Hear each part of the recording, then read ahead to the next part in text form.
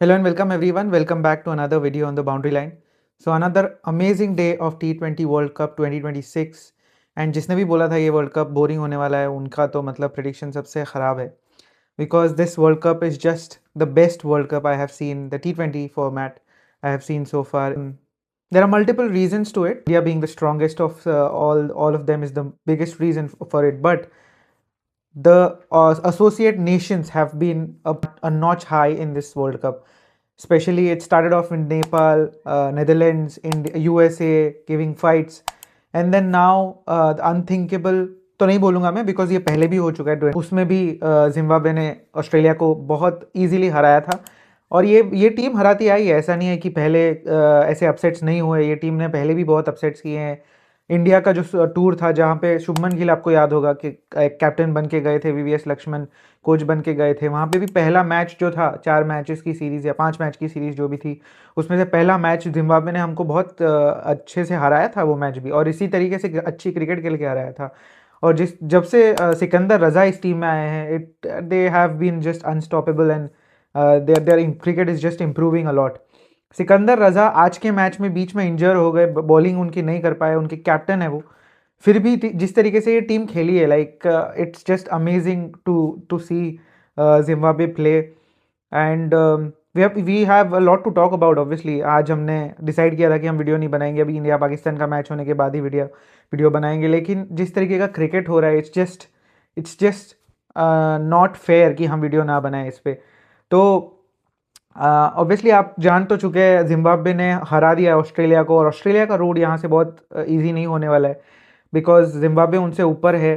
श्रीलंका बहुत अच्छी क्रिकेट खेल रही है, एक तो अपने बैकयार्ड में खेल रही है श्रीलंका, और श्रीलंका इतना बेहतरीन क्रिकेट खेल रही है. तो एक आप स्पॉट तो वो मान ही लो कि वो स्पॉट तो आपको नहीं मिलने वाला. वो स्पॉट तो ऑब्वियसली वो लेकर जाएगी, और जो लड़ाई है वो जनरली सेकेंड स्पॉट के लिए होने वाली है जो जिम्बाब्वे और ऑस्ट्रेलिया अभी लड़ रहे हैं. Because the kind of cricket they have played. Oman को इजीली हरा दिया था उन्होंने जिम्बाब्वे ने. यहाँ पे सेकेंड मैच ऑस्ट्रेलिया को हरा दिया है जो सबसे डिफिकल्ट मुकाबला होने वाला था इस ग्रुप का उसके लिए उनके लिए. तो डेफिनेटली अभी एक ही चैलेंज उनके सामने बचता है जो कि श्रीलंका को हराना, जो मुश्किल होगा. मैं बोलूँगा वहाँ पे वो शायद ना जीत पाए, लेकिन अगर वो आयरलैंड को हरा देते यहाँ से तो I am sure this is going to be a shocker for Australia. Because अगला मैच उनका होगा श्रीलंका के सामने. ऑस्ट्रेलिया को वो मैच बिल्कुल डू और डाई होगा, और वहाँ वो हार जाते हैं कहीं तो, जो कि बहुत बहुत ज़्यादा पॉसिबिलिटीज़ है बिकॉज श्रीलंका है वो बेहतरीन है. और अगर वो ऑस्ट्रेलिया वहाँ पे हार जाती है कहीं, जो उनकी बॉलिंग डिपार्टमेंट, उनके जो इंजरी वूज है जिसकी वजह से उनका बॉलिंग जो लग रहा है, ऐसा लग नहीं रहा है कि ये वही ऑस्ट्रेलियन टीम है जो इतना पोटेंट हुआ करती थी कुछ साल पहले. तो स्टार्क नहीं थे आज की बॉलिंग लाइनअप में, तो पैट कमिंस वैसे भी इस टीम में नहीं है. तो it looks very bad the state of Australian cricket, specially T20 का. मैं ये नहीं बोलूँगा कि वो बहुत ही बेहतरीन रह चुके हैं, इसके पहले भी हमने देखा है T20 क्रिकेट में ऑस्ट्रेलिया इतना ठीक ठाक रहा है. मतलब they have not been dominant as they were in the white ball 50 over format और वर्ल्ड टेस्ट चैम्पियनशिप्स में.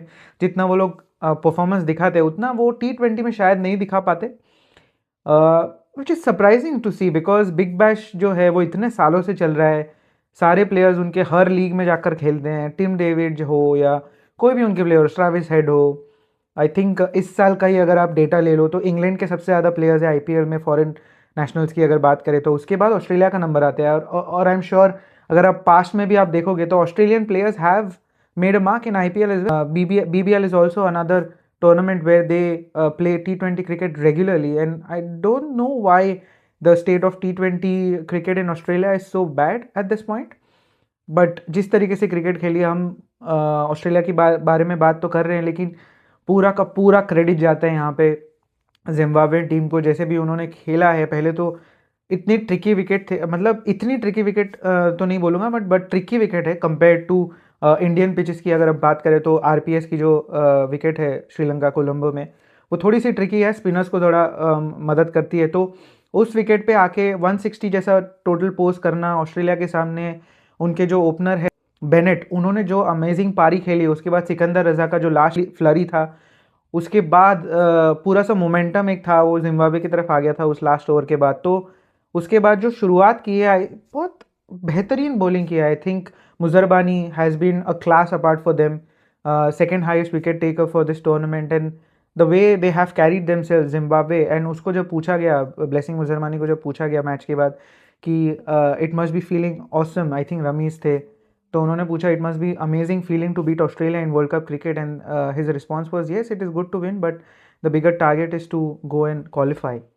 So this kind of a confidence they have, and this kind of a confidence they are taking ahead in this tournament, and then beating Australia is just one job done for them, because उनके celebrations भी अगर आप देखोगे ground पे, yes उनके support staff ने, fans ने कहीं बहुत ज़्यादा वाइल्ड सेलिब्रेशन कर रहे थे वो लोग, बट प्लेयर्स के सेलिब्रेशन नॉर्मल थे, उनको पता था कि ये सिर्फ एक मैच है, और हम ये पहले भी कर चुके हैं, ऐसा नहीं है कि हमने टीमों को हराया नहीं है, वो पहले भी ऐसे टीमों को हरा चुके हैं। जिम्बाब्वे बहुत समय से क्रिकेट में है, so it's good to see Zimbabwe getting the recognition, और अगर यहाँ से वो क्वालिफाई कर जाते हैं सुपर 8 में, तो it will be amazing, the best achievement for their cricketing fraternity as of now, because Australia को बाहर करके सुपर 8 में आना एंड देन कम्पीट करना, और अगर हु नोज आगे जाके अगर बाकी टीमों को भी स्टन कर सकते, they do have the game, and I am sure people would be looking out, teams would be looking out for them, and they will not take any teams lightly, because the kind of cricket this World Cup is offering.